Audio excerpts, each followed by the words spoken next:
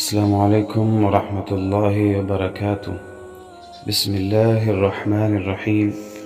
عن عائشة رضي الله تعالى عنها قالت: لم يكن النبي صلى الله عليه وسلم يصوم شهرا أكثر من شعبان فإنه كان يصوم شعبان كله.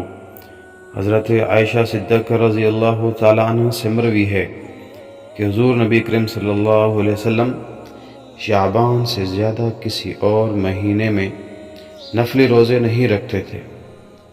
آپ صلی اللہ علیہ وسلم شعبان کا سارا مہینہ روزے رکھتے تھے۔ وفی روایت المسلم كان يصوم شعبان الا قلیلا متفق علیہ۔ صحیح مسلم کی روایت میں ہے آپ صلی اللہ علیہ وسلم چند دن چھوڑ کر شعبان کا پورا مہینہ روزے رکھتے تھے۔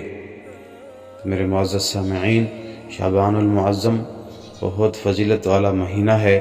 اللہ مجھے بھی اور آپ سب کو بھی اس مہینے کی عظمت و شان کو سمجھنے کی توفیق عطا فرمائے۔